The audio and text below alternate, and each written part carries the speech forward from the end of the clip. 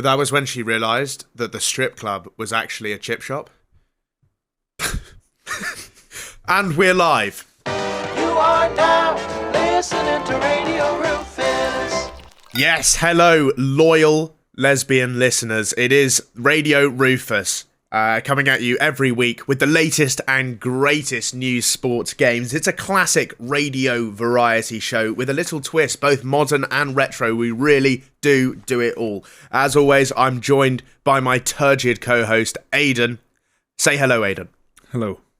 Who is wearing his finest Monsters, Inc. merch today. We've got some new wardrobes.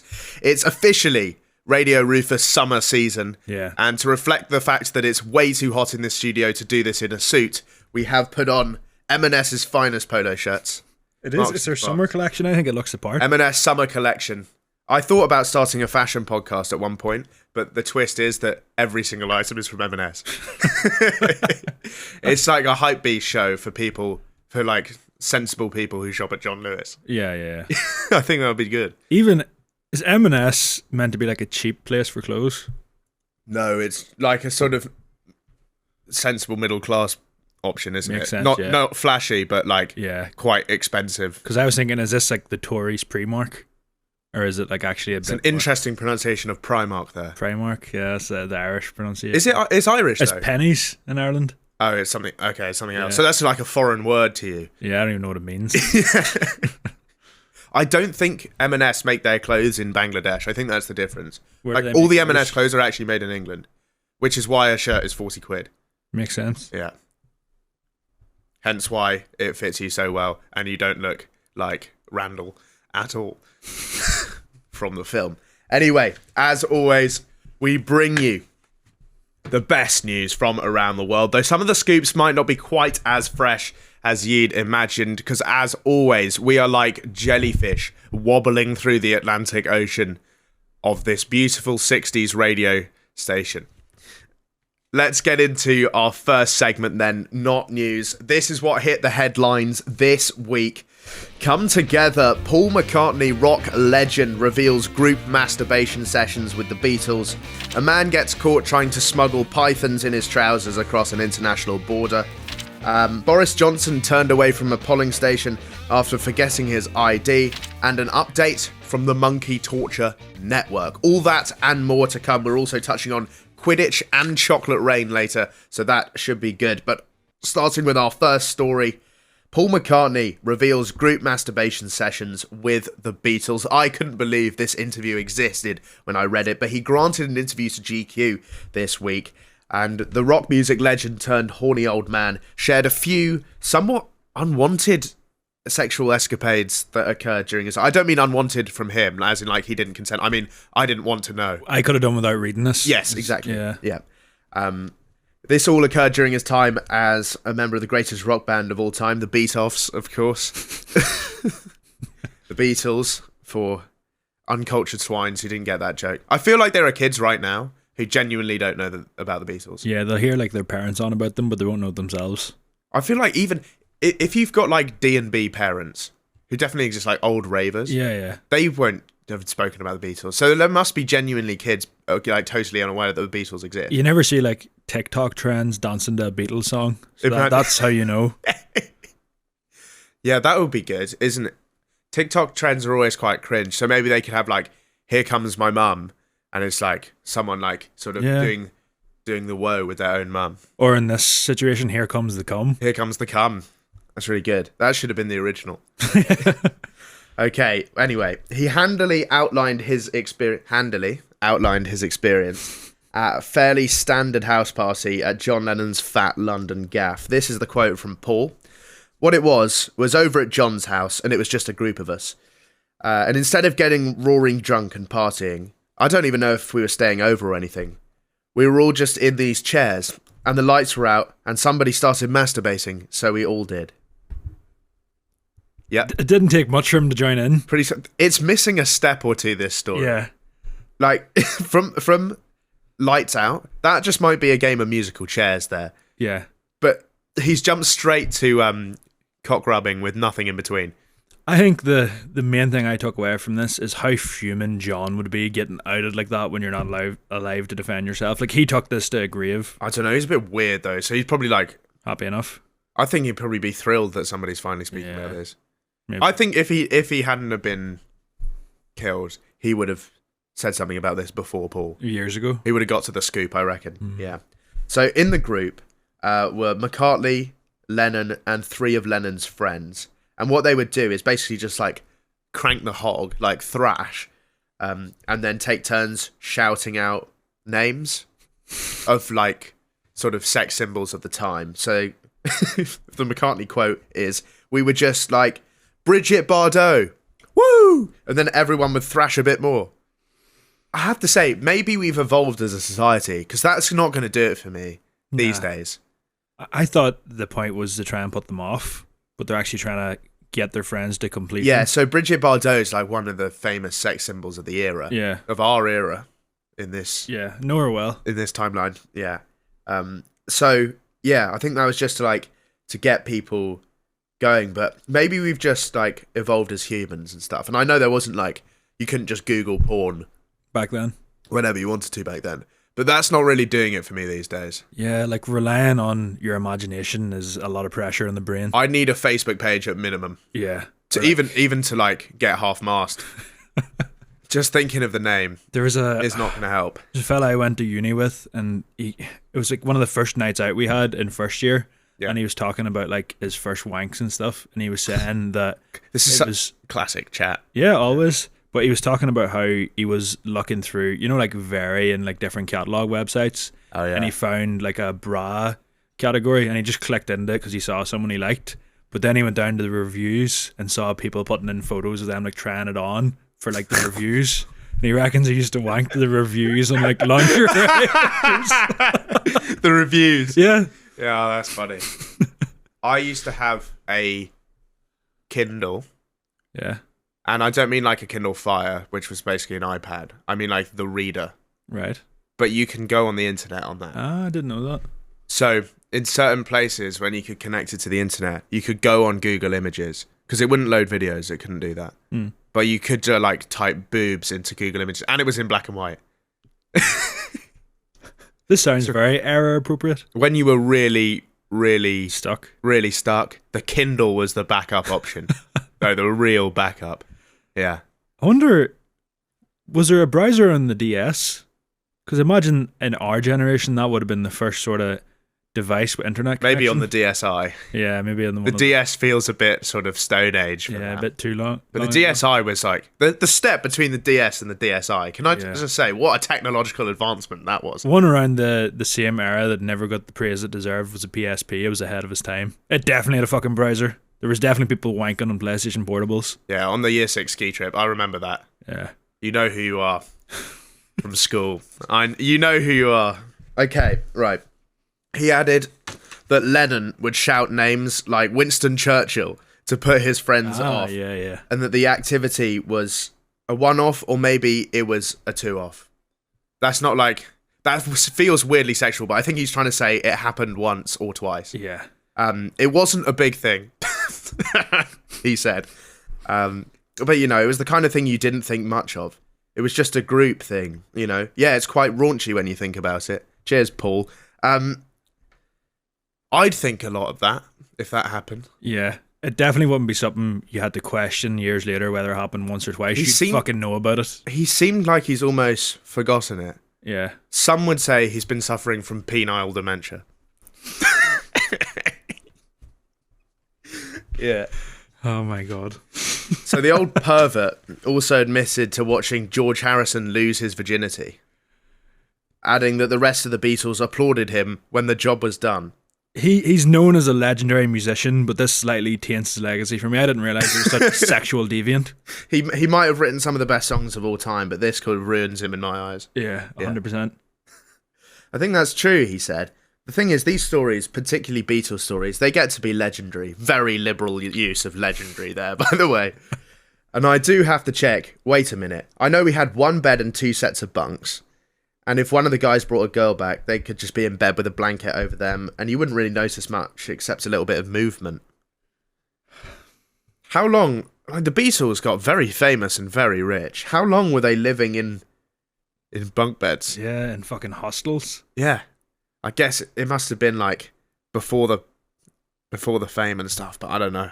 Also, he joined the Beatles whenever he was like 14 and said he didn't lose his virginity till he was like 17. That's a long time to be a part of the Beatles without getting any action. Oh yeah, but that's when they were like a shit skiffle band, like in the late 50s, I think. Yeah.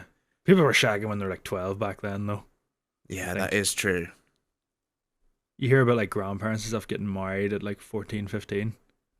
Yeah, I can. But the thing is, then they were like, "Oh, we never got divorced." You know, they never got divorced. No one got divorced back then. It was so frowned upon. So everyone was just miserable for They like just 60, begrudgingly live with each 60 other for the rest years. of their Yeah, lives. exactly. I don't know whether this was an attempt at like team bonding or something, but I think if I was to say to you, Rufus, I feel like the chemistry could do with a bit of work. What happens if we brought up something raunchy on the screen and just had a bit of a tug? How would you react to that? I think we could move past it as people. Like, I don't think our relationship would be affected long term, but there might be a short term change in the vibe. But you would consider it? No. No, of course not. Yeah. Right, well, I'll close this tab. Have you added something to the script? It also makes sense because I've always wondered how they got the inspiration to write those awesome songs, and now I know. Like, I'm not on board with this. I wouldn't do this personally, but if that's what helped him write some of those tunes, I mean, I love those songs. Yeah. So, you know, You write songs. I do write songs. Yeah. Do you ever think if you're having a bit of trouble in the scripting phase that maybe this could be the way forward? I will go for a regulation tug sometimes. Yeah. That helps. That just helps with everything. Though. Clears the mind. Yeah, it's just like admin work before you do a task. Basically, Yeah. yeah. I put it on my to-do list, checklist in the morning. And it's one of the first things. Yeah. Okay, moving on to our next story then. A man has been caught trying to smuggle pythons in his trousers. Now on to our favourite little mini segment. It's American Unintelligence.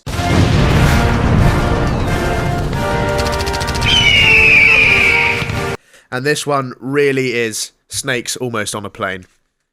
Not really. There's no plane there, but that was a structurally good enough joke To make it to the script. that we wanted to put in the script. Calvin Bautista, 38, from New York City, is the latest in a long line of morons who inevitably get caught attempting illegal animal smuggling. He has been fined $5,000 and sentenced to a year of probation after trying to get 3 Burmese pythons over the Canadian border. That's ambitious. I'd start at 1, work my way up. Yeah, surely you can see the bulge of 3 snakes in your pocket. Also, famously, they don't sit still, snakes. There'll be a bit of wiggling about. Yeah, like, is he coming up to the border? It's sort of like, you know what I mean? Trying to counteract it. Nothing to see here, man. nothing to worry about here. Like, it's got to be so obvious. I was thinking, was he planning on taking a leaf out of... Do you remember the granddad from last week that basically said, oh yeah, my cock's too big, that's why she died in the manslaughter case? Oh, yeah, my cock... Don't worry, that's not 3 snakes. Yeah, you know what I mean? Like, even once they start moving, though, that excuse is out the window. Or you've just got a very lively sort of Yeah. cock. Because you can move it at will. You can twitch it ever so slightly. Yeah. But not fucking... There's not that much movement to it. Yeah, well, they didn't buy it. The border guys didn't buy Yeah. whatever excuse he used. He was most definitely caught. So he had the snakes in a bag, sort of attached to his inner thigh. Burmese pythons, by the way, are some of the biggest snakes in the world, with a length of 6 to 9 feet. Fucking hell. So How'd even fit... One would be bother enough, never mind 3 of them bastards. So you'd have to curl them up a bit to get them in a sort of trouser bag. Again, we often talk about how you transport animals and stuff in this way, like the monkey torture king. Yeah. Is he roofing these snakes as well to try and get them to sit still? Was that maybe what he done? Can I you don't know roof a snake? the effects of Rohypnol on a snake. Yeah, maybe not the same as humans or monkeys. I don't know. We'd have to get a proper scientist in to answer that one. I've got a lot of questions about this. What the fuck do you need 3 Burmese pythons for? What's the point of that? Mm. Why did you think this was going to work? And how can you honestly sit there with 3 snakes wriggling about for hours and hours on end? You would be shitting yourself. Like, I don't want... They're not like chill snakes. They're big Yeah. big fuckers. I see a worm and I get a bit scared. One thing that I was surprised at reading this article is that no one used the term trouser snake. Surely that's a fucking top-in. Americans don't know about trousers. Right, well, I don't want... As a word. Yeah. That's a fantastic joke, though. I don't want... You really slipped it in underhand, but you should have sort of delivered that with a bit of, pride, I think. You take more confidence in it. Yeah. I think you should have been like, this is one of the best trouser snake stories we've had all year. Good stuff, though. We'll keep you updated on what happens with those snakes, I guess. From snakes to monkeys, then, as we're bringing you an update on a story we covered previously, the very famous monkey torture network, which we covered a few years ago now, about 1/24 of a year ago. We returned to a previous story. Another domino has fallen in the extensive primate torture case. Safe to say that 37-year-old Holly LeGresley was up to some monkey business this week as she pled guilty to being part of the global ape torture ring with, what was his name? Mr. Monkey from A few weeks back. What was his name? The Torture King or something? Monkey Torture King? Yeah, the Monkey Torture King. So she's part of the same collective that he's in, except this is hitting closer to home for us because she's actually from Kidderminster in Gloucestershire. Mm. So, like, it's not just American anymore. It's our problem now as well. Yeah, it's happening on our doorsteps. Yeah. So she admitted to uploading 22 images and 132 videos of monkeys being tortured to online chat groups. The prosecution said LeGresley showed a desire to harm vulnerable creatures and that she also had a hatred towards pregnant women and children. Yeah, I feel like if you're torturing monkeys and stuff like that, it's kind of like a gateway drug on the children if you don't like both. Do you think, or it might go the other way around? Like, you start out with a dislike for kids and you end up blending monkeys. Yeah, I suppose maybe she was thinking it's a bit less risky taking a fucking monkey to a blender than a child. And Also, she didn't actually blend them herself. Yeah, she wasn't in the kitchen like Heston. Yeah, but she was like, she was in charge. She was a ringleader of this thing, man. Under the username, by the way, awesome name, the Immolator. That is a cool nickname. That was like her tag. So we got the Torture King, yeah, a few weeks ago, and the Immolator. The Immolator takes the crown for this one. Yeah. So Immolators means to kill or offer as a sacrifice. I mean, I'm not supporting monkey torture, but that is awesome. We don't condone that for a second, but you can't argue that that's not an amazing nickname. The Immolator. You know what it reminds me of? Darts. Darts nickname. She has it in like the back of a shirt. Yeah. She got her walk on, Yeah. which would be like Sacrifices by Drake, and then like she's got the Immolator on the back. And she's like, the Immolator's taking on the Torture King at Ali Pali for the World Championship. You know, I like that. I like that they have some attitude about it. I like they got some style. Yeah. As much as I disagree with what they're doing. So she was the one running those polls that members could vote on which method of torture they would like to have inflicted upon an infant monkey. She also admitted uploading images of monkey torture and making a payment of £17.24 to a PayPal account to encourage cruelty. 17 quid. 17 quid, yeah. That's the going rate for torturing a monkey. I'd need a slightly higher hourly rate to consider picking a quarrel with Quite me. cheap, I thought so. Very reasonable price. It is, yeah. Affordable. You probably charge more for your cameos. Oh, yeah. I was going to say, a cameo from me is a lot more money than that. So in terms of getting your money's worth. Yeah. But the thing is, like, the sort of minimum wage in Indonesia is nothing compared to what we have here. So if we're looking at it like that. But I thought, I was surprised by £17.24, which is about 250,000 Indonesian rupiah, which can, I mean, to be fair, that can buy you gourmet lunches for 2 weeks in Indonesia. So, yeah, fantastic business going, little racket they've got going out in Indonesia. Although a few members of that ring as well have now been arrested. They're really cracking down Yeah. on the monkey torture. I wonder, did this ring have anything to do with? Do you remember that Munter monkey from last week that people were just planted in a home in Wolverhampton? I think it escaped Yeah. all the way from Indo. The thing is, Wolverhampton is not that far from Kidderminster, so like he's walked straight back into the lion's den there. Right, on to our next story then. Former Prime Minister Boris Johnson has been turned away from a polling station after forgetting his ID. Boris Johnson was trying to cast his vote in Thursday's elections, but forgot to bring the required photo identity.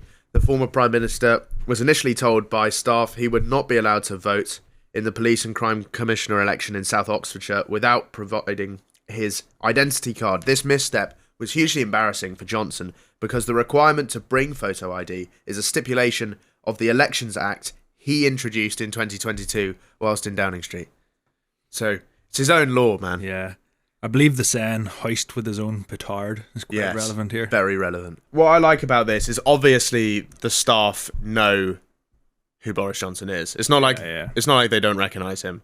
But they've just been a cock to him because they can. Yeah. And that's awesome. I love that. You have to enforce the rule too. You can't like have one rule for Boris Johnson then another for everyone else. I respect that about it. There's a great clip of Lewis Hamilton trying to get into an F1 track and they won't let him in. And they were like, you need your ID card, man, to get to the paddock. Like, He's like, fucking Lewis Hamilton, mate. Yeah. I've won the last 5 world championships. Like, just Google me. Yeah. You work here, bro. You work for F1. Because those type of people, like, it's like turning up to a Premier League ground. You're not expected to have a fucking ID with you if you play for one of the teams. Yeah, exactly. I've done this as well because, like, in egotistical moments that I don't want to admit, but definitely do happen, I've been ID'd, like, outside clubs and stuff where I'm the guest. Yeah. And it's like, come on, man. It's my thing, bro. Who do you think's bringing all these people to this? Exactly. But I hate pulling the who do you think I am card. Yeah. But I have done it in, like... in a needs-must situation. Yeah, in sort of situations where we won't get into this club if I don't give it a go. Yeah. Yeah, I have done it. And it has worked a few times. Has it ever just completely fell back on you and didn't work at all? Well, a lot of bouncers will just be like, nah, Yeah. what are you on about? Yeah, fuck off. Yeah.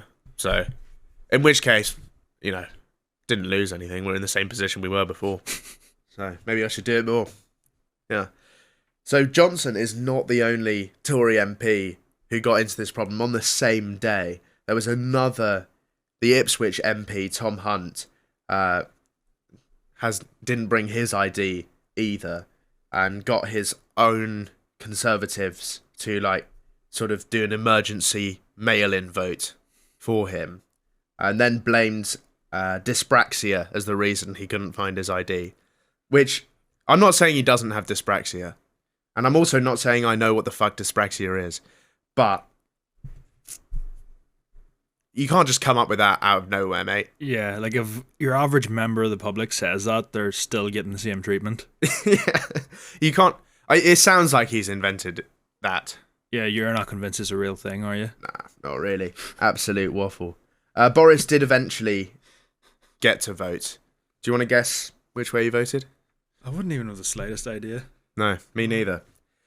What is funny about this to me is it seems like a badly judged publicity stunt. Like, he's the sort of guy who's so delusional, who'd be like, I deliberately won't bring my ID so I can show that my law works. Yeah. If you know what I mean. And not realising that it's going to make you look like an absolute mug in the national news. Yeah, I suppose him proving that the law works, he's probably thinking, you know what, I'll take looking like a complete mug if it at least shows that. I mean, he's done... it's like when Trump says something ridiculous. It's like, he's already said everything anyway. There's nothing you can do. Yeah, it's like when I say something that's like mildly offensive. But I've already said it, so it's fine. Yeah, the people that support those people are still going to support them.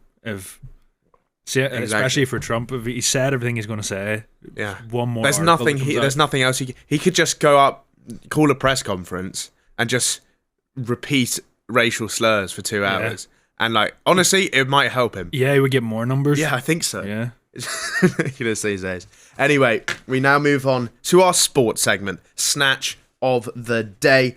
And we move over to the fast-paced and high-octane world of Quidditch for this week's sports news. It has been officially announced even, that London will be the host city for this summer's International Quidditch Association European Games 2024, which is basically like the Euros for virgins. And by London, what I mean is it's going to take place on a 3G pitch in Chiswick, which previously hosted, no joke, the Quidditch Community Shield in 2021. Just to clear up before you go any further. Yeah. Do these broomsticks, so are you saying they don't actually fly? No. Right, okay. You can go on. Oh, that was all you wanted to know. Yeah, I just want clarification on that. Yeah, so Quidditch is the game from Harry Potter, but there are a few sort of logistical problems with trying to play it in real life, such as humans aren't magical and Harry Potter's not real.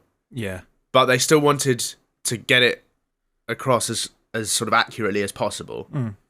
So everyone rides around, essentially straddling a mop. And you're not allowed to move if you're not, like, sort of clamping the mop between your cheeks. Yeah. Is one of the main rules. I read that sometimes the real-life version is referred to as Muggle Quidditch because the distinction between this and the one played by witches and wizards at Hogwarts is very necessary. In case you were to get them confused. Yeah. Yeah. And I'm sorry if we have any Quidditch enthusiasts watching at home, but this is the gimpiest thing I've ever seen. Anyone who refers to anything as like a Muggle version of something needs to get in the bin. Yeah, they definitely have like a Harry Potter phone case. Harry Potter phone case. Definitely had a Harry Potter birthday cake going. At one stage. Yeah, absolutely. They've taken that test online which tells you what house you're in. All that sort of crap. Got a wand. But to be fair, after I ordered that costume the other week... Yeah, you technically fit most of I've us. got a wand. Yeah. So, England are actually the defending European champions.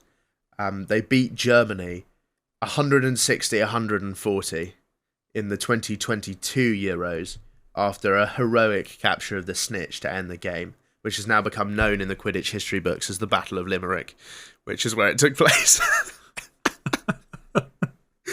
Fuck me. Yeah, I know. What's funny about that is the game ends when the snitch is captured. Yeah. And in Harry Potter, it's like a golden thing that darts around. Yeah, it flies about in itself. Animal. But how do you make one of those? Is it a drone? What would you do? So what they've done as a kind of human solution is the snitch is a bloke who has a sock tucked in his shorts with a tennis ball in it. And you've got to grab the ball. And he literally runs around the field and everyone runs after him. The fella that volunteers to be the snitch too often definitely just loves all the attention around his asshole. You wouldn't be trusting that sock. You wouldn't be trusting the sock or the tennis ball with him. No, he just wants to get fingered, man. Some other funny rules. So, instead of blowing a whistle, the referee calls brooms up to start a game.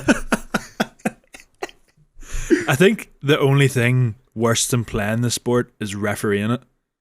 Yeah. The fact that you have to be that involved and not obsessed with it to know all the rules also, and enforce them. There are 4 referees. Fuck me. Because there's a snitch referee just for the snitch, to make sure nobody cheats. No funny business with the snitch. Yeah. There's a normal referee. There's 2 normal referees, and there's like another one who does something else. Yeah. Just make sure there's no magic being used. Yeah, no witchcraft. There's a strict no witchcraft allowed rule. Yeah. Otherwise, that transcends into normal Quidditch as opposed to Muggle sports. Yeah, true. Yeah. But it really funny. It's actually a full contact sport. So it's pretty rough. Yeah. So it has basically rugby tackling in it. Should we get up a clip? Yeah, we can find a clip. If you're listening on Spotify, by the way, hop over to YouTube and you can watch this with us. We're having a look at some intense Quidditch. Harry Potter inspired sport that's sort of moved away from that he's a beater. He's a Quidditch beater. Physical sport. It's sort of a combination between rugby. You get on with the Beatles boys from earlier. Look, that guy got downed on the left there. Yeah, he got fucking nailed. She looks like she loves Harry Potter. She's the COO of the Quidditch. No, she's not. She is. She's the head of Quidditch. has 7 people on each team. There are 3 ball handlers. 7 called fucking aces. nerds. They use Yeah. a slightly deflated volleyball to score goals. There are 3 goals on each side. It's 10 points no matter which goal you score through. There are 2 people on each team called beaters. They use the dodgeball, which is called a bludger. And essentially, this is the defense portion of the game. If you get hit with a bludger, Bro, you got smoked there. you're holding it Like, back. there is an element of violence to There's this. a keeper on each team. That's the goalie. Yeah, he is There's useless. the snitch and seekers. Yeah, the snitch. This is Is a person who's not a snitch user. having a warm up on the side there. We have a sock. Hang out of the Mate, it's crap. I'm sorry. That's so crap. Is to run around the area, not just the field. Just fucking jump the fence. Yeah. And by any means necessary. At what point are you out of bounds? This fucker's running through the No, crowd. that's what they said. Once He it's can go grabbed, anywhere. that's worth So can he 30 just points, run and get on a it's train? actually- Yeah, he can go anywhere, and the game doesn't end until someone catches him. I think it's fantastic. It's introduced a lot of otherwise non-athletic individuals to an athletic endeavor. That doesn't It surprise takes me. the spirit of the game in the book. This is just a very exciting, intense, and fun sport to both watch and play, which I think is why we. I disagree with that.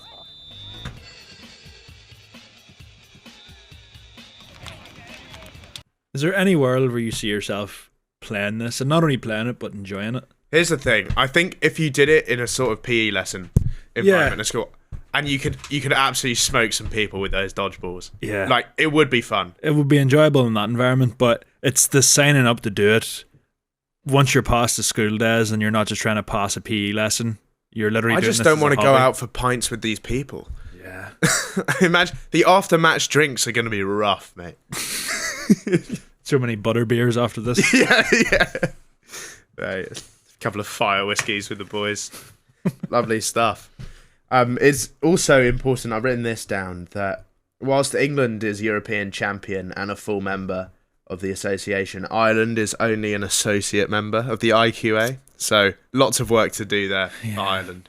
Another hole in their sporting heritage. I'm not even eligible then.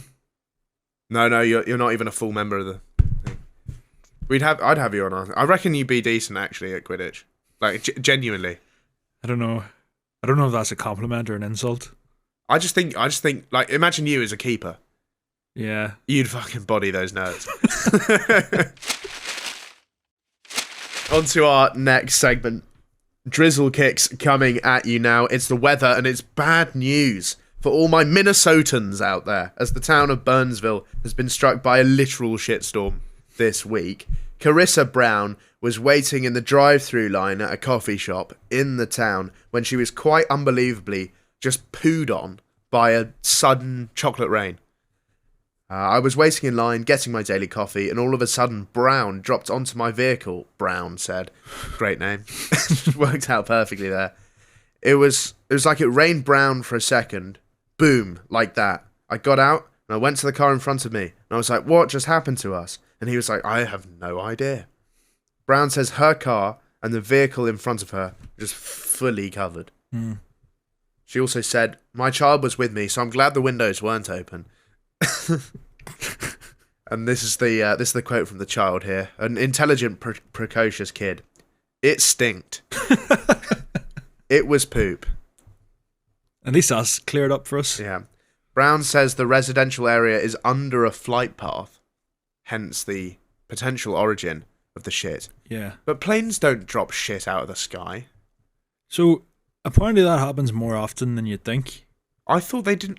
I thought they kept it in the plane, and then You would assume so. it gets like sort of hosed out at The one thing, at the airport. Yeah, you would assume that. The one thing that sort of confused me about this story, whenever looking at the other cases where it actually did happen, is that there's a few times in like 2016 and 18 where it happened in India, but by the time it actually got, right, but yeah, this is America, I know, but by the time it got down to them, the shit was frozen, so it just dropped and smashed everywhere. But it also happened in England.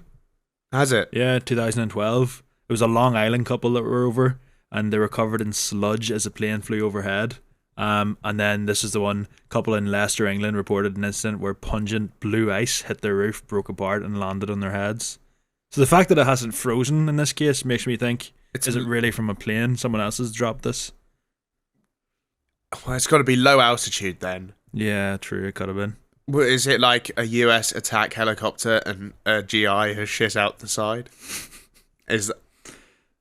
What is it a flock of birds and they've all shit at the same time? There's a clear distinction between bird shit and human shit, though, you'd know. It's not clarified what this is, Yeah. but it was poop. I think sums it up quite nicely. The Metropolitan Airports Commission says they are not aware of any instance related to this. And the news outlet that we stole this story from reached out to United Airlines, who they thought this was from, and they also had heard nothing about this. Yeah. The Department of Natural Resources have not commented about this being the work of a large flock of birds. So it's a mystery shitstorm. We've got a weather mystery on our hands. Nobody knows where the poo came from. Maybe we could be the ones to crack the case. I don't want to examine the forensic evidence Yeah, you don't in this case. Also, did you say a couple from Long Island came over and then got shat on in the UK? That's what the article said. That's so funny. That would happen as well. In Leicester, of all places. They got shat on. 2 Americans got shat on. Yeah, great. Anyway, if you have any details relating to the poo chocolate rain, let us know, because we'd love to crack this case. Now, we move on to a scintillating edition of Gamey Schumer. Today, we're playing Punishment Noughts and Crosses. The loser attempts the worm in the studio. So that's going to be good. High stakes, as usual. High stakes noughts and crosses. Have you got the implements? Perfect. I've got a... I'll come over to you. This is the latest in a long line of games which are really inappropriate for audio format. So I'm going to commentate the moves. Well, as we go. So what are you doing right now, Rufus? This is me drawing the grid. Would you like to go first? Yeah, I'll go first. Yeah, okay. That was my move. Top left, X. You know we can draw. Yeah. If we draw, we both have to do the worm. That's more likely than... Yeah, it's much more winner. likely because I think we both know how to not lose this game. Middle knot that looks slightly misshaped. Okay. It looks like a spud. Bottom right, cross. So stupid. Bottom left, knot. Ah, you fuck. Top right, cross. He's fucked it. He's fucked it up.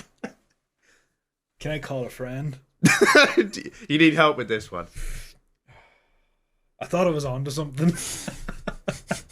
I didn't come into this with a technique beforehand. Right. Well, you've got to play somewhere. I wonder how well the people at home have followed along with the moves. Middle right, knot. That left hand side. For all the visual people, this is what we look like. I think I'm about to win, but I'm not sure. There's a couple of good ones down low. And So there's a few options here. Yeah, absolutely. Top, middle, cross. 3 in a row. Which means Aiden attempts the worm. And you're not allowed to take the hat off. I wasn't planning on. Okay, good. Well, let's have a look at this I then. feel like I need to go out here. Yeah, go on then. Roll under. This is way too much effort. I think you've got to subscribe for that effort. Nobody else at the fellas puts effort like that in on their own show. No one's getting on their knee. Well, No comment. how the fuck do you even... Right. How does this worm work so far? It's not looking promising. Right. Count me in. 1, 2, 3, 4, 1. Go on. Do you put your arms out? I think you go on the arms and you sort of rock it back. That's about as much movement. I just hopped in the I floor. respect the effort, to be fair. You know the way typically in Radio Rufus there would be a winner and a loser, but We both do it. Yeah, I'll do it. get out here. Are you going to do it in there? I'm going to do it here, I think.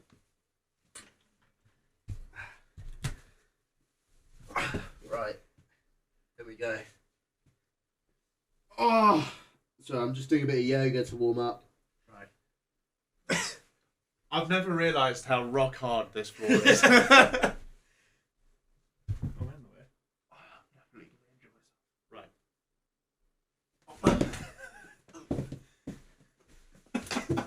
That's what it looks like, right? That's slightly better. Yours is more movement. Hang on. It's like, no, you got to go up on your arms and then go. Something like that. There we go. I think you win just for the fact that you got even the slightest movement. I think we both lose. Yeah, there's no winners in fucking. We always lose on this show. Attempt in the world. Also, we do you think we're the first podcast to ever play noughts and crosses? There's a lot of firsts in this podcast, and I think that's another one to the list, yeah. Fantastic. I'm glad to have won. I rarely win on this show. Yeah, with the fucking athlete I am. Oh no, I beat you at quoits though. Yeah, you did. Or ring toss. Which What did you call it? quoits? What the fuck's that? Ring toss. Is it referred to as quoits somewhere? Everyone calls it quoits where I'm from. I don't believe that's a real thing. You're fucking with me. Quoits. Yeah, that's genuinely what I know it sounds like a sort of wizard game. But I'm yeah. jumping the gun here. You are jumping the gun. Sorry. Okay, let me introduce the next. That's going to be an interesting one to edit. That segment. I think we all got something good out of that game experience. Hope that enriched the lives of the viewers there. Next up, we're moving on to Invention Centre. And usually it's me presenting an invention that Aidan doesn't know about. He's totally blind to it. But today we've sort of teamed up.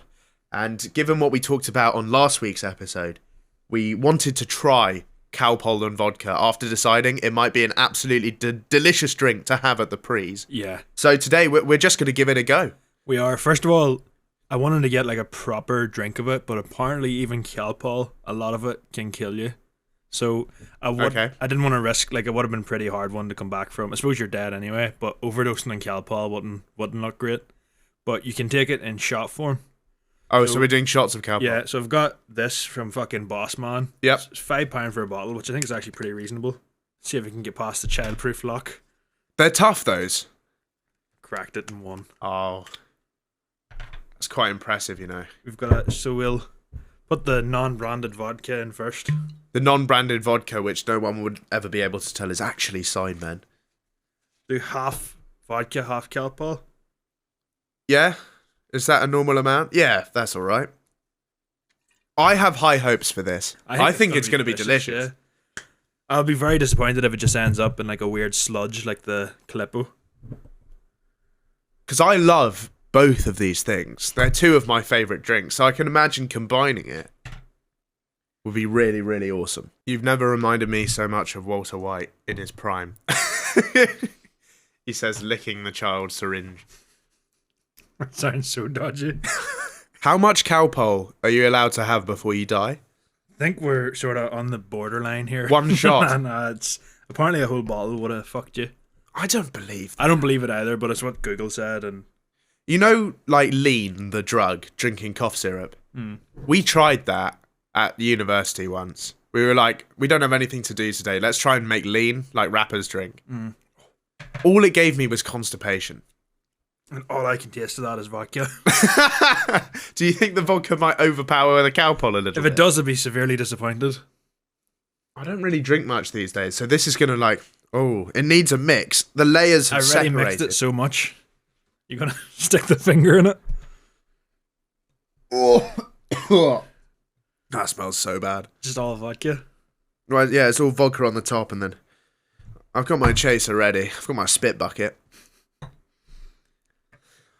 It's a calpaholic beverage. Oh, nice. Calpaholic's really good. It is. I would describe myself as a kid. I was definitely a Oh calpaholic. yeah, big time. I was just taking like so crack. many sore tummies. I was like, Mum. Just to get a fucking spoonful of that shit. Wait, it was properly like you became a sort of crackhead for that, like pretending your symptoms to get another dose. It's like people turning up to the hospital and being like, "Can I have morphine, please? Give me morphine." It's like the kids' version of that. I would have read what Calpol treated and then went up and used those excuses to try and get a spoonful of it. All right, bottoms up. Yeah.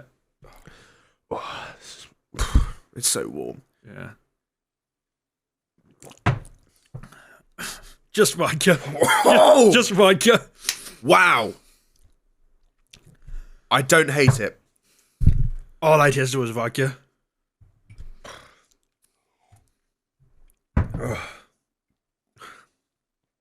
I think there's something there, you know.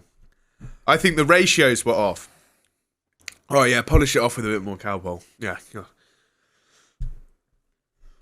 That's good. Oh, that's good. That brings me right back. That is a fucking Wow. sweet nectar. Ignore what Google said. We're finishing that fucking thing.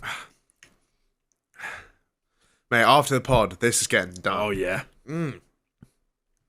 Cheers. I didn't hate that though.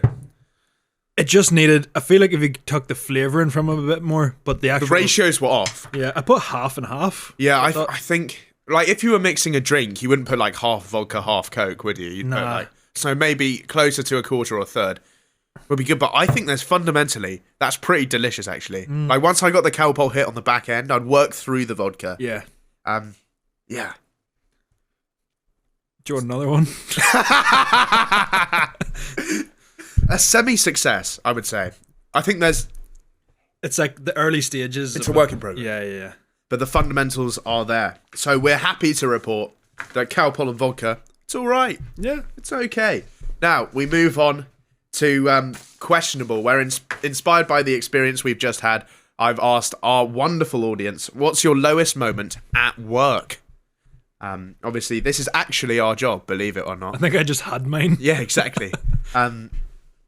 And as always with my audience, it's hard to tell whether some of these stories are really true or people trying to be funny, but we will go through them and react to the best responses. Lowest moment at work, number 1. I was an airline pilot in 2001, and my plane got hijacked by some blokes, and they flew it into a building. Yeah, great. Brilliant. Next one. I'm a chef, and my other chef called in sick. So the restaurant got a temporary chef in. He was 56, homeless, and mute. It was the longest 8 hours of my life. You don't trust a homeless person handling food for a start. Firstly, he's scanning it. Yeah. He is. And also, they're not going to be the most hygienic of fuckers. No, like, where do you even find him? Probably in the street somewhere. Yeah, I guess. I can't help thinking if I owned a restaurant and my chef called in sick, I wouldn't pluck the nearest vagrant off the street and get them to fill in. Nah. You would maybe... I'd give a bit more work for the first chef that night and leave them with I'd people fill on in the street. myself, I think. Yeah, you'd trust it slightly more. Yeah, that is... Also mute as well, just really unhelpful in this work. Yeah, in a kitchen especially. In a kitchen. Have you got that? So many orders going So wrong. many questions just flying around. Ramsey would hate this guy. You know, where's the lamb sauce? That would probably get fucking Ramsey the angriest he's ever been. Yeah, I'd love Not to see. getting a response. I'd love to see a show Ramsey and this fuck. Yeah, Yeah. maybe we can organise it. With Homeless sent kitchen in. with Gordon Ramsay. I would be the kitchen. best. That would be the best.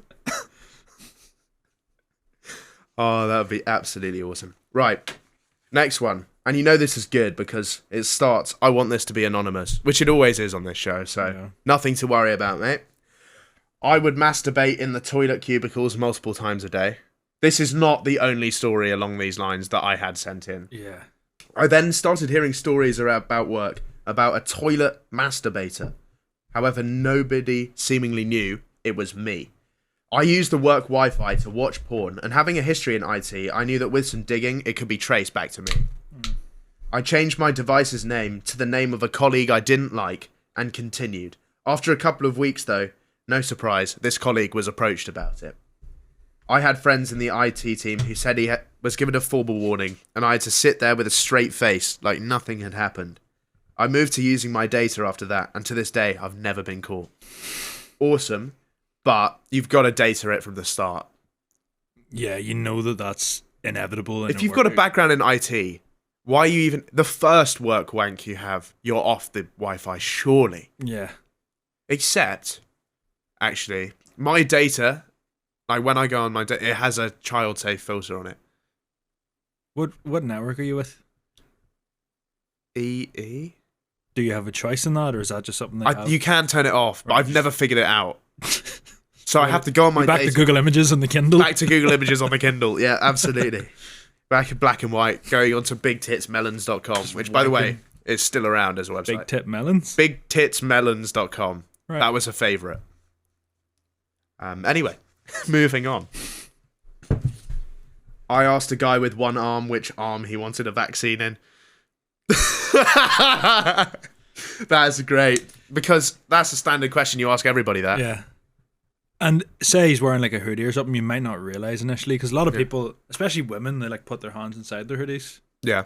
So, not entirely guilty, but it is equally as hilarious regardless. There isn't any more context for that. But, like, I guess if you were sort of, if you were missing a limb, right, you could still sort of get it in the end of that side of your arm. Unless it's just like a nub. Yeah, maybe. Yeah. Might be a full amputation. That's the Yeah. word I was looking for. I was looking through the book of words there, irrigation. Amputee fits. Yeah, that's what I was looking for. Next one. I worked at Australia Zoo for about 6 months. The zoo is very well known because it's Steve Irwin's zoo and the Irwin family. I met the Irwins quite a few times, but the first time I met Robert Irwin, I accidentally called him Steve 3 times in a row. Oh, God, that's He's just getting awful. flashbacks and memories of his dead dad. Oh, that is awful. 3 times in a row as well. He died in like the early 2000s as well, I'm pretty sure, so it's not as if it's a fresh thing. Yeah, he tickled a stingray. Yeah. Wrong animal to tickle. They don't like foreplay, stingrays. Nah, Not just straight into it. It was actually really unlucky though, because he basically got electrocuted by a stingray because it struck him straight in the heart. Yeah. Whereas normally you would be fine if it hit you anywhere else. So like, genuinely, he didn't actually do anything that stupid. I don't think, Steve Irwin. He did. He just didn't get punished for them. I mean, yeah, he had other interactions with animals, which Yeah. really. I saw a clip. I went on like over lockdown just watching all the clips on YouTube at like 4 a.m. And Yeah. there was one where he got bit by like a Komodo dragon on the foot, and then he started apologizing to the dragon for breaking his tooth. Oh, I was thinking, you're fuck. fucking asking for it, Mate, Steve. yeah. To be fair. Next one. Went out on the Saturday night. Wound up in a pair of fluffy handcuffs that got stuck on one of my wrists. Had to work at 6 a.m. Sunday, so rocked up and worked the day with the handcuffs on. Made even worse because my dad also works there. It's probably him to put them on him. Have to say, the girl that sent this in, very hot, by the way. So, you know who you are. I instantly assumed that it was a man. No, this was a girl. Yeah. You don't really see them. That does speak a lot about you, though. You're willing to broadcast your kinks. I suppose you Fluffy didn't really have handcuff. much of an option. I have a hard time visualizing like a regular bloke getting in the fluffy handcuffs. I see that far easier. Yeah. I think, as I said, I think that reveals a lot about you. I'm just picturing though, like if they're whipped out, and especially you tell me that everyone on that Quidditch team isn't a part of this. Like they aren't fucking lining up to be cuffed. I understand this one. The Quidditch team are kinky, man. Yeah. They secretly quite like being hit with that dodgeball. Mm. And like the snitch, something wrong with that guy. He gets in a gimp suit on the weekend. 100%. 100%. Yeah. And the broomstick being like too far up. yeah, sort of tickling the gooch. Yeah, there's a lot of weird sort of sex things about the Quidditch. But anyway, yeah, handcuff girl. If you want to send me another DM, they're open. That's all I'm going to say. Next one. Working on a customer's car. Repairing some bonnet scratches. It was a Ferrari. Covered up the Ferrari in painter's plastic. Started work, finished it. Pot of clear coat and paint mixed together sat next to me. The owner's dog walks in and knocks the pot of paint over an alloy wheel and totally destroys it. I go in to tell the customer that this has happened. For him to tell me, I don't have a dog, what have you done? Cost me 1,200 quid and a lot of screaming into the abyss on my drive home. I can imagine. Also, yeah, fuck that dog, by the way. Yeah, fuck that dog. This is the reason you don't like them. Yeah, pretty much. I mean, is it the owner's... I'm still confused. Is it the owner's dog or not? Because, like, has the owner just lied to get away with not buying a new alloy That wheel? seems likely, yeah. But also, I would understand, like, it's just a random dog that just wandered in. Like a stray. Maybe a stray or someone's dog that just got off the leash and just sort of knocked over some paint. So there's still questions to be answered here, but 1,200 quid, if you're just an employee, I mean... feel like the owner's got to cover that. At least some of it. Yeah, or like the owner of the garage has to cover that. Mate. Yeah. 1,200 quid's like half a month's salary. You worked in a pub for a while, didn't you? Yeah. Was it one of the pubs that, like, if you dropped a bottle of vodka or something, like, you might have your wages? Yeah, but like our owner, she was quite hands off. Yeah. Like, so she wasn't there all the time, so you could sort of get away with stuff. Yeah. But if you smashed a glass, something. Actually, no. If you smashed a glass, you'd be fine. Actually. It's more on about, like, certain pubs back home. If you dropped, like, a bottle of vodka or whatever, you'd be charged the price that they would have, not even the price that they bought it for, but the money they would have made off it, which is fucking mental. Nah, we used to siphon it off the top, mate. We used to just be making ourselves drinks behind the bar the whole time. It was great. That's the one benefit. I had a buzz on for like every single shift in there. That was awesome. It would get you through it a lot quicker. Sorry? It would get you through the shift a lot quicker if you were buzzed. Oh, it helps. It definitely helps. It's really depressing job otherwise. Like having to watch other people have a great time. And you just get spat on by people just regularly. That's the worst. Did you ever have the people like snapping their fingers or like waving at you or waving the card? Not really, because I wasn't like a waiter. Right. So I was just behind the bar. Like all I did was shake the drinks. Yeah. So I didn't actually have to serve them to anyone. Right. Yeah. So those were the days. I mean, I'm never going to do that ever again. Let's just say that. I'm glad. The day I walked out and started doing this job instead, that was sweet. That was fucking sweet. I still remember that because I got bantered for starting TikTok in the first place. Bantered hard by everyone who worked there. And then the day I quit, I was like, fuck all you peasants. Goodbye, fuckers. And I've been back there to have drinks. Just really rub it in. I don't wish them any ill will. I loved working there, actually. Anyway, next one. I was working in a psych ward. Rough already. And I had a pregnant, naked woman boot her shit at me like prime Beckham free kicks. This explains the shitstorm earlier. I just heard lining one up. This what it was, yeah. Just smashed one in the top corner. Happened to go to Minnesota. Yeah, I mean, you're asking for it working in a psych ward. Anyone who goes into medicine is just asking to get pooed on at some point. It's like people in childcare. Yeah. I mean, you decided to do that. I actually have no sympathy.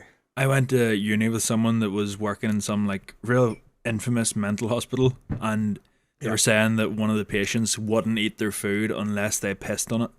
And it's harmless, so they just let them do it apparently. But they wouldn't eat any of the food unless they pissed on it themselves.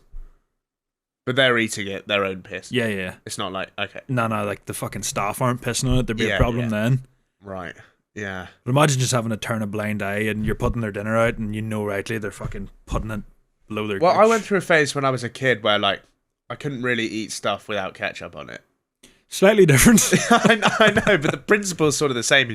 Maybe he just really loves the taste of. I suppose if you love the taste of it, it's unfortunate, but you eat what you like. I'm not sure he should even be in the ward. I think he might just be a normal guy who loves piss. Next up, I was working as a PE teacher in a school that has a high gypsy traveller population. One lunchtime I was on duty and walked out onto the field to find the traveller kids having a scrap right in the corner. I ran over as quick as I could to try and split it up, but as I got closer, a kid who I'm pretty sure was the referee for the fight came running towards me and just two-footed me, sending me flying. After hitting the deck and half the school seeing me 5-star frog slash the ground, I just laid there holding my legs as everybody laughed at me. That was a low. Wait, as a teacher, getting two-footed by a student is really rough. That's a great story. Yeah, you're never getting an inch of respect back from those students after getting fucking two-footed. The big incident that happened at my school, and I won't mention any names, obviously, because it genuinely is like quite a sensitive subject, but basically a kid ate his own shit. I wasn't there on the day. I wish I was. I would wanted to see this so badly. Like but in the bathroom, did he shit in the classroom? it was like, I think it was like in the field somewhere. And he had been like held back a few years and like sort of bullied into it by other people. Yeah. So That is harsh then. yeah, It wasn't his choice. he left the school quickly after that. But I mean, nothing can ever top that in the history of school stories ever. So Someone got like molested in their school. That's about the height of it. yeah, There's no shit eating that's stories. not funny. Yeah. 'Cause at least eating poo is funny. That's just criminal. Next one. My manager accidentally sent our sex tape into the work group chat, which already alarm bells ringing here because why have you and your manager got a sex tape? Yeah. This is a corporate power structure I'm not behind. It's pretty dodgy. Like Yeah. you see it a lot in companies. You are a victim. Yeah, exactly. Yeah. People in a position of power shouldn't be dating their employees, especially not ones significantly younger. It's just fucked. My manager sent our sex tape into the work group chat, and I got called Backdoor Deirdre for the rest of my time. Backdoor Deirdre. That's your fault 2 times over there. 3 times over, actually. Shagging your manager, first mistake. Recording it, next mistake. And allowing him up your arse, third mistake. God. Even just normal sex is a bit fucking strange with then a the manager manager- employee. Accidentally putting it in the group chat. I also think he did it on purpose. That's a power move, you reckon? Yeah. An to attempt at one. I'm the boss here. Look at me. I fuck everybody here. User next. Yeah, exactly. So, yeah. There we go. Thank you for your submissions there. That was fruitful and insightful and informative. All the things we strive to be on this show. Got a question to ask everybody in a cynical way of boosting engagement on our YouTube episodes. We'd like to ask you the next questionable question now, and you guys can comment it on YouTube. So hop on over there, put it in the comment section. Answer the most cringe-worthy moments you have personally experienced. That is what we are looking for next week's questionable. Put your answers in the comments, and we will read out the best ones. Most cringe-worthy moment you have experienced. That would be awesome to hear from all of you. Oh, the phone's ringing.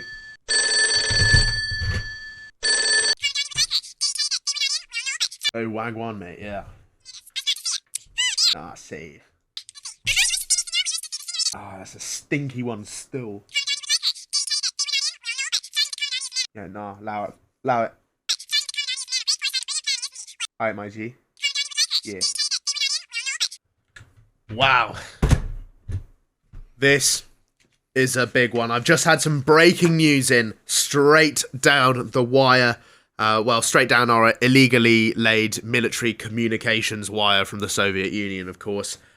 From our special Soviet correspondent, I don't give a shitter. This is today's news. Today, of course, being the 30th of October, 1961, the Russian government have officially conducted the final test of a fuck-off hydrogen bomb that has allegedly been in development for some time. Of course, they dropped it in some frozen wasteland that nobody gives a shit about, because they've got loads of that in Russia. It's named the Tsar Bomba, which sounds like a Strictly dance to me. It sounds like Jamaican slang. Someone would call someone annoying. Tsar Bomba. Yeah. What would it mean, do you think? Oh, perfect. You tell me, Throb. Sabomba clot. That's what they should have called it, the bomber clot. Perfect, right. Wagwan Khrushchev. While we see him where and drop the Tsar Bomba. Big thing, Pax Punch. Very big. H-bomb. Seen this. Sort of, we're reaching the limit of my Jamaican here. I will read the rest of this in a Jamaican accent. That's what you like. that's what we're here for. Yeah, so it's named the Sarabamba, which sounds like a Strictly dance. Tilly Ramsey dancing the Sarabamba tonight. And it packs a punch or Western spies inside the Soviet scientific project. have told us that the blast yielded about 243 PJ on the bang meter. That's a lot. The bang, I promise you, bang meter is a real piece of scientific equipment. It is. I looked it up, I can believe it myself, but genuinely, it recorded a very high score on the bang meter. It sounds like something you talk about in one of your TikToks about like a one night stand. Yeah, whacker on the bang meter. Yeah. 243 PJs, which stands for BJs? You could change it to 243 BJ. That's a lot of BJs though. yeah. It'd be especially for a hard to one night stand. it'd be hard to score higher than 1 on the bang meter if that was the scale. Penis joy. Like 243 penis joy. Maybe it's out of 1,000. Yeah. So that's a 2.43 out That's of a 10. low score. A low score. Yeah. Although this is a big score for whatever a PJ means in this context. Experts say the only way to recreate that kind of impact is to push Lizzo out of a helicopter. Oh, fuck me. I have to say, even though this report came in, it doesn't really scare me. I think it's all total rubbish and propaganda. All that thing does, is just kick up dust. Yeah. Yeah. It's just a big pile of dust. It's not going to destroy anything. Those reports about it flattening every wooden house within 700 miles, yeah. absolute rubbish. If it had been Lizzo though. Oh, if it was... Oh, Yeah. What do you think would happen to your body if Lizzo, having been pushed out of a helicopter at 1,000 meters, landed directly on you? It would just disintegrate. Like the Avengers. Yeah. Like Thanos' snap Yeah. is what happens if someone gets fucking body slammed by You Lizzo. just turn into little pieces like that PowerPoint transition. Just dissolve.